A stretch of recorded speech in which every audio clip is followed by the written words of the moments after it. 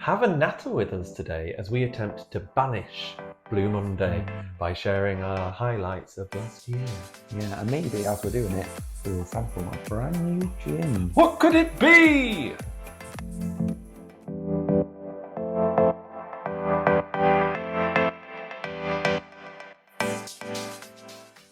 Future David and Mark here. Hi. You might have realised that this video is longer than our normal ones. It's got some length. It's got some length. It's got some girth. No, it hasn't got any girth. It's just got length. But we just wanted to kind of share a bit of our lives with you, give you some insight into what we got up to last year. So we hope you stick around for the whole thing. There is a very funny video that comes at some point in the video. So you'll have to stick around if you want to see that. I'm not going to tell you when in the video it is because we want you to watch it all. But yeah, we hope you enjoy. And as you're watching, give us a like. Yes, please do. But enjoy. Hi Hello. everyone. So we're doing a bit of a different video Yeah. this time, aren't we? Well, today's Blue Monday, so I mean, to be honest, for me, it's not been particularly blue. How has it been for you?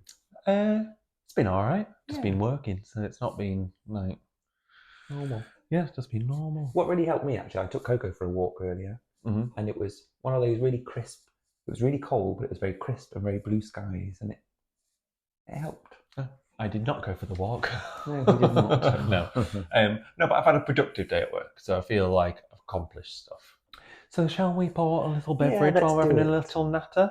Yeah. So the eagle-eyed amongst you might have noticed this bottle appear in the cabinet behind us In previous videos. I am not going to say what it may or may not look like. I'll just pick it up like that. Yes. But it's a bottle that we found whilst on our honeymoon. Yeah, while we were in Sydney. Yes. And we were true to the bottle. And we were true to the fact that it's a cucumber gin. And the frequent viewers amongst you will know that we like a cucumber drink. We do like a cucumber drink. And we like Hendrick's.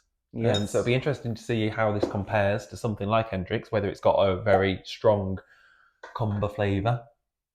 Oh, that is different. It's very, what's the word? Something savoury. Smells like meat. Well, and given its shape, maybe it should. Oh, it does smell a bit meaty.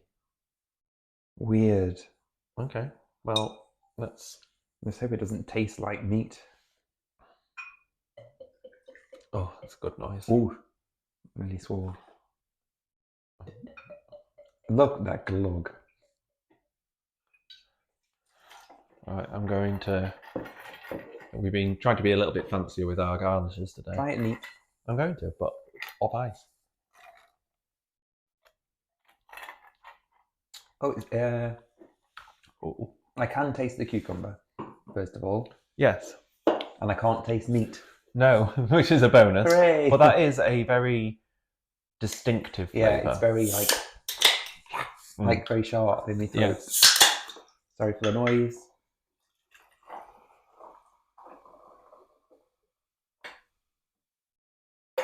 Now, is all the gin going to be at the bottom of this? That's the question. Well, not anymore. William Hanson, if you're watching, turn away. He's not going to be watching. Cheers, everybody. Cheers. Oh, see, once you add tonic to that, that is gorgeous. Lovely. It's still got a very unique flavour. Yeah, it's not like a Hendrick's. Not at all like a Hendrick's, but still very nice. I'm still not sold on the smell. But isn't it weird? It smelled quite savoury / meaty in the bottle. I think it's quite sweet when you drink it, unless that's the tonic water, perhaps. Or its reaction with it. Yeah, the smell's not great, but the taste is lovely. I'm going to rim it, see if it gets rid of the smell. Is this the first time that you've had a cucumber on your rim? I'm going to rim it to see if it gets rid of the smell is not a sentence you should ever say. And the chances are it won't. Yeah, so, I mean, I don't want to harp on about it being Blue Monday, because that's quite a negative. So I think we're going to spin this into positive, and we're going to talk about our highlights of 2023. Yes. Because I don't think we could do our favourite moments of 2023, because there have been some quite large... We've had a big year. Yeah, we've had some big life moments. Yes. So, And you couldn't pick one as your favourite? no. No. I will start small-ish. Mm-hmm. And I got a promotion at work this year. Yay! Yippee for me! Insert applause. Yay! Or cobwebs or tumbleweed. But yeah, I got promotion at work. I've been going for a while, and I've been working hard to try and get there, and I got there. So yeah, it was very good, and I was very proud of myself. Yippee for me! I was proud too. Oh, thanks. I guess I'd like to start with our stag do. Oh, Very yes. special stag do. We had a joint stag do that was very kindly organised by our group of best people. Yes, they were. But I guess special shout out to Sarah, because I think she made herself a bit stressed and a bit ill. A bit? But it was fantastic. So yeah, a very big thank you to all our best people that organised that, because it was a very special weekend and a lot of fun. And something like a bit different. I think the joy of being in a same-sex relationship is there are no traditions to live up to. You're not bound by any kind of expectations of what you're going to do. So being able to do a joint one and get of all our best friends and stuff together was brilliant. And actually it was so lovely just sometimes just sitting back and just watching everyone get on, and people that had never met before. But that was a big thing, seeing our friendship groups, because we've got different friendship groups, seeing them coming together and actually getting on really well with each other. Yeah. Some bromances blossomed between certain people. It was very special. It's fantastic. But going back to your point about people getting on and friendship groups mixing, that brings me on to our wedding being a big special occasion for us. I mean, obviously a special occasion, but I also remember being at the wedding, looking out over the tables of people and just loving the fact that everyone was laughing and getting on. Yeah. There was a few moments for me where I did the same thing and if you're getting married, I would say try and do this, is I just took some moments, especially during the wedding breakfast, where I just took a moment, sat back and just scanned the room and just tried to take it all in and just watch everyone getting on. And because of doing the table plans, we had to put people with people that had never met before, and everyone got on so well, and there's some new friendships come out of it. I think Joy and Danielle, I think they're going to be friends for a long time. So yeah, it was a lovely day. It was a lovely day. It was lovely. Yeah, and the speeches were good as well. Like the speeches from our best people were hilarious and touching at the same time. I cried a lot that day. You did cry that day, and we managed to get little Coco there as well. We did. Coco was there on our special day. Yeah, she was. And yeah, so we managed to get shout out to Becky, that is Furry Tales on Instagram, I believe. She does like a dog sitting service / wedding service. So she came here to look after Coco here with my mum and dad's dog. So we didn't have to worry about putting her into kennels or anything like that, did we? And then she brought her along on the day and then let her greet the guests and stuff. And then we had some photos with her and then she brought her back so she wasn't stressed. So it was just lovely. And the weather, can we talk about the weather, please? Because if we must. If anyone says that God hates gays, I think our wedding was proof that they probably do not, because there was some rain forecast and it literally only rained during the ceremony when everyone was inside and during the wedding breakfast when everyone was inside. Every other part of the day where we had to be outside, I didn't have to be outside, but we had the outside area available, it was just beautiful weather. It was dry, it was warm, people were out there in their sunglasses playing Jenga on the grass. It was just the perfect day. And everything went like clockwork as well, which was very good. And Caroline, I don't know if Caroline's watching, who was our kind of wedding organizer at Alton Hall, where we got married. Caroline, if you're watching, like a huge thank you to you as well, because you absolutely knocked it out the park. Hopefully you've got your Malfi pink grapefruit gin. And you absolutely knocked it out of the park. And if anyone is looking at Alton Hall as a venue, cannot recommend it more. And Caroline in particular was just a superstar. So that was another highlight of our year, which probably brings us on to honeymoon. Probably, I mean, I shouldn't say this, but probably almost as much of a highlight as the actual wedding. I would say it was a very special honeymoon. Yeah. No, I would agree. I think it is. I think it was up there. It was so special. What was your most favourite part of the cruise? Cruise. It was a honeymoon. It was a cruise. Yeah, but if we haven't mentioned where we stopped on the cruise, because you'll have seen in previous videos, we went on a Virgin Voyages cruise in a mega rockstar suite, as it were. But we flew out to Singapore, and then we had 24 hours in Singapore, at which point we got some time at the Universal Studios over there, which is small but perfectly formed. Like, we did it all in a few hours. It was a good laugh. And we met some people there that we ended up being friends with throughout the cruise and are staying friends with as well. So Robin, David, Andrew and Anthony, if you are watching this, hi. We all got on really well, didn't we? And kind of spent a lot of time together over the rest of the cruise. But yeah, we all went to Universal Studios together, which was fun. And then we got on the ship and we went to Burly, where we did not get off the ship. It was way too warm and humid, and we weren't near a nice beach, because we said we'd get off if there was a nice beach nearby. Yes. And there wasn't, so we didn't. And also, we kind of, before we even got on the cruise, I mean, not to get too deep here, we'd already kind of decided that we weren't going to spend any money in Bali because of LGBTQI plus related issues. Yes, we're not against people that want to travel to those countries. That is completely your choice, and we don't hold it against anyone that wants to go to that sort of place. But we didn't want to contribute to that economy. It was that, and also with it being our honeymoon, we wanted to be able to celebrate us freely, and there are certain places where you can't do that. Yeah, so we stayed on the ship, walked around, held hands, did all that sort of stuff, which we probably wouldn't have been able to do if we got off the ship, but we were still in Bali doing it. So, yippee for us! And it was actually lovely because the ship was empty. Yeah. So we basically had the ship to ourselves. We did, yeah. And we were there for 2 days, and I think it said a lot that the first day the ship was empty, second day the ship was full. So I don't think there was quite a lot to see where we'd moored. Is that the right word? I think so, yeah. There obviously wasn't quite a lot to do. So anyway, from Bali we then set sail on the way to the north coast of Australia. Yes.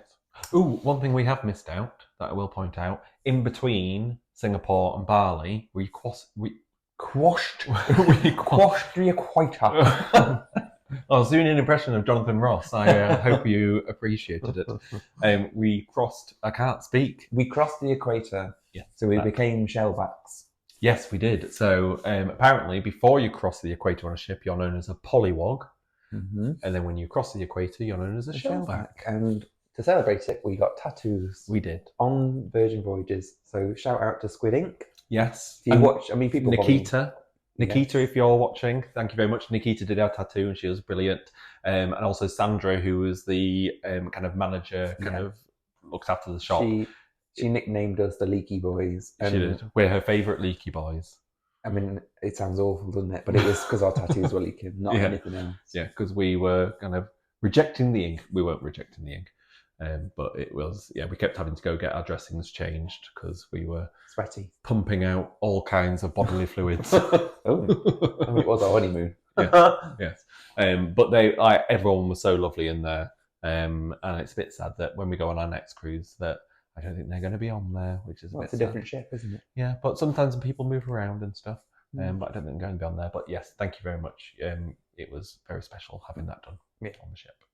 So go back to what you were saying, like to Bali. So the first port of call in Australia was on the north coast, and it was Darwin. Yes. Where that was our first time getting off the ship. FML, wow. Was it warm? Bear in mind, so it was, for context, if you're watching this in the future, it was December. Oh, was it December at that point, or was it? No, it was late November. So, and it probably isn't even the height of their summer at that point, is it? No. It's But it was 40 degrees or close to. well, with the humidity made it feel like. Yes. But there was a point where we got off the ship and we went to have a traditional smoking ceremony, an Aboriginal smoking ceremony, which was very, it's very special really to witness. Yeah. But there was a time when we stood there where I had to turn to Mark and I'm like, I think I'm going to have to go back to the ship. I feel very faint because it was very, very warm and I was sweating out of places. I didn't know I had sweat glands. Yeah, you were very sweaty. I was very sweaty. But I then managed to acclimatise. There was a moment where they invited us into the water. I was like, oh, this will cool me down. And the water was warm. So it did not. But it was very special anyway. And then after the smoking ceremony, we went to a couple of shops and stuff. Then we did a nice little boat tour around the harbour and out to the mangroves. Out to the mangroves. And actually, we went out to, that was a special moment, going out to the sandbank. There was a sandbank that had been revealed that apparently doesn't often get revealed. And the boats pulled up and we got off the boats and we had a little walk around on there and we got some good photos on there because it was deserted because it's a sandbank.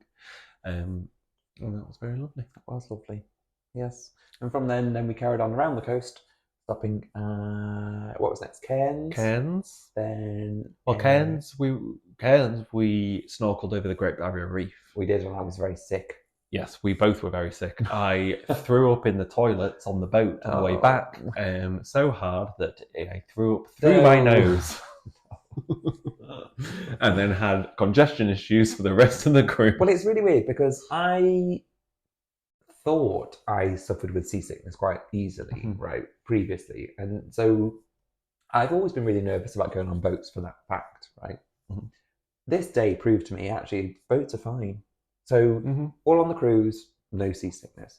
The little tiny boat out to the Great Barrier Reef was really rough. I didn't feel seasick. Yep. The even tinier boat then that took us out further into the reef. I don't know if you could call it a boat. I think it was like it was a raft. And it was so rough. It was a pallet with a motor attached to the back of it. Yeah, well, I didn't feel sick. As soon as I got in the water and started snorkeling, and I was face down going with the waves, God, I felt sick. Yeah. You felt sick before I did, and then I was about 10 minutes later, I was like, I am done. Yeah. So of the 50 minutes snorkeling over the Great Barrier Reef, I snorkeled for maybe 15, 20 minutes. Yeah. And then spent the rest of the time with my arm hooked into a rubber dinghy. That was being pulled by the marine biologist that was taking us around. And she kept saying, don't worry if you're sick, it's just fish food. And I was thinking, I'm not worried about that. I'm worried about I'm in the water. If I'm sick, I'm with I can't get away from it. No. Anyway, so that was lovely. Yeah. But at least we saw lots of fish. Well, we didn't. There was not any fish there. No. But they said that the Great Barrier Reef is in a brilliant condition at the moment. The marine biologist told us it's recovered well. So let's hope that continues. Yes.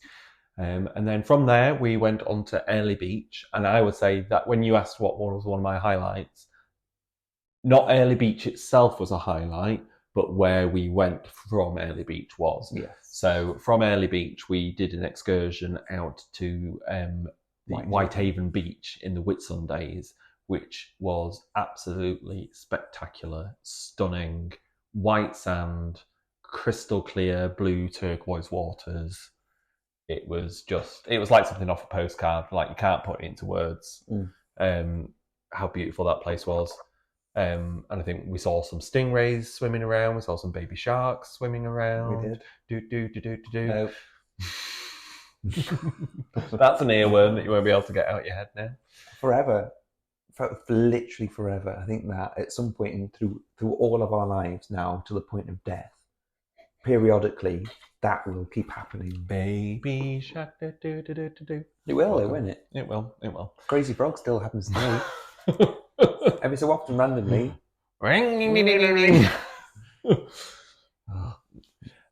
But we did a walk up to a lookout, which I don't know if it was worth it.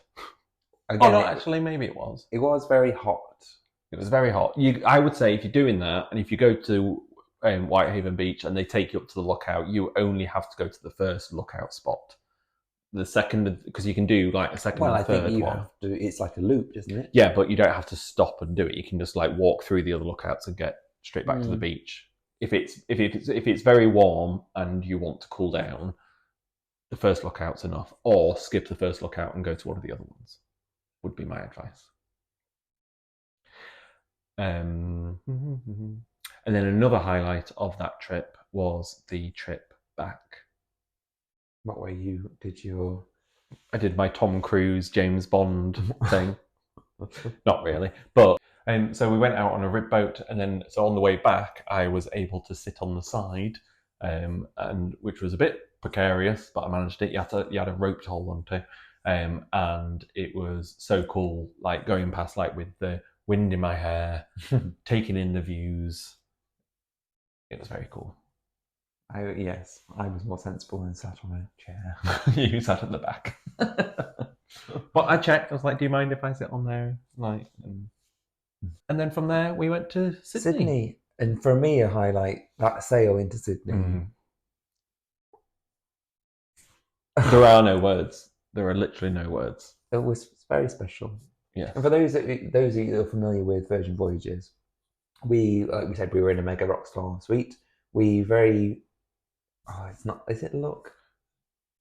I would say we were privileged. We were privileged enough. Yeah, we were privileged and very fortunate enough to get an invite by there was a couple who were in the massive suite, or one of the massive suites, and they invited us.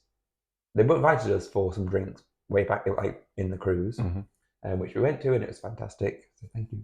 And then they invited us back for the sail into Sydney. So it meant that we were at the very front of the ship.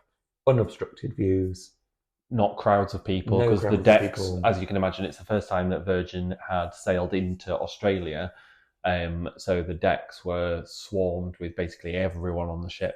So being able to be there and there were only a few of us there, and being able to have that unobstructed view, and then Richard Branson led us in on his speedboat, yeah, which was cool, and then the views from. Oh, it's just stunning from our balcony as well. Once we'd moored up, is that the right docked? Docked. Yeah, the view from our balcony was special. Yes, we our balcony faced the Opera House. The other side of the ship didn't get the Opera House, but they got the Sydney Harbour Bridge. And we went up to Richard's rooftop. So we docked in Sydney for like a night where you were still able to sleep on the ship. You could obviously get off and explore, but because everyone had got off and explored, Richard's rooftop was empty. Yes. So we were able to have 2 hot tub sessions, one overlooking the Opera House and one overlooking the Harbour Bridge. Yes. And that was very special. Yes. And we got some lovely photos from that as well, which we may put in here. But we're going to get those printed and framed, I think, because that's very cool. And then we had 4 nights in Sydney before we flew home. So on top of the night we had on the ship, we had another 4 nights in Sydney before we flew home. So we went to Taronga Zoo.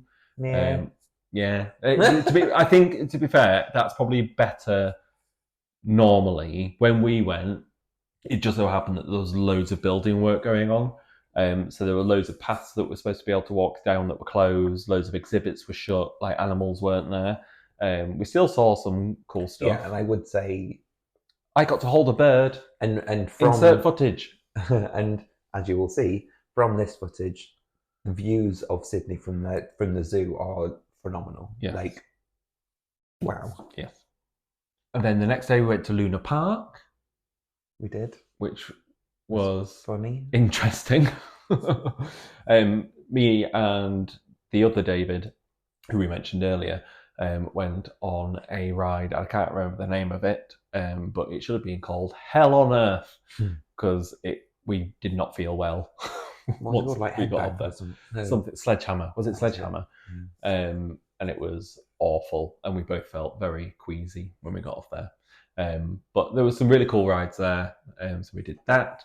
And then the next day we did an excursion out. Was it the next day? Well, I don't know if it was the next day, but we went out to the Blue Mountains, and that was incredible. That was stunning. If you get the chance to do that, do it. There was a tour that we booked through TripAdvisor, where it's like an all-inclusive day where they pick you up from certain hotels in Sydney city centre, take you out there, you have lunch included and things. Like you've got all your tickets to all the different attractions that are there, and it was just cool. And Steve, who was our tour guide, was hilarious, and I think he took a bit of a shine to, because we did that with Rob and David again, and I think he took a bit of a shine to the four of us because we were sat at the front of the bus like keen beavers. Having a bit of a little chin wag with him. I love the best thing about Steve was any question that was asked of Steve, he brought back to death. Yeah, but I think we started that a bit because he was on about pigeons. And like, do the pigeons kill you? Because everything he mentioned. Put a bit of context to that, because that made no sense. No, but that we were on about being in Australia and like there being lots of dangerous animals. Yeah, and spiders and snakes and things like that. And then we asked about if the pigeons would kill you, and then he proceeded to tell us a story about one of his family members, I think, that didn't get pecked to death, but had some severe injuries from being attacked by a pigeon. But then hours later, and we were not in this conversation, I just overheard a conversation that he was having with someone else, not in a weird way. And we were walking along, and there was a big cliff face, and this couple that were on the same tour as us said, are people allowed to like rock climb here? And he's like, yeah, 2 people died last week. I was like, yes, Steve. Everything comes back to death. Yeah.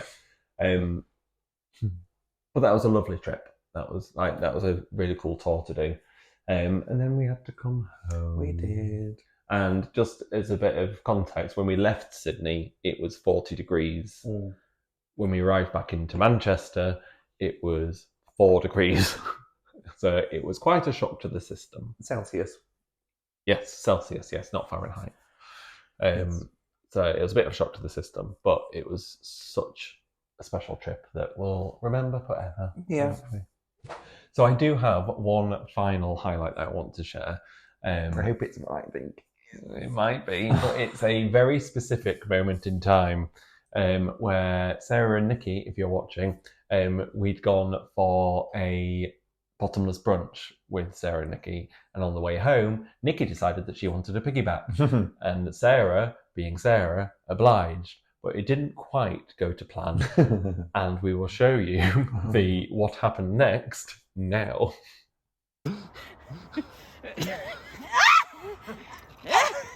I got you. Oh no! Oh no! Oh no!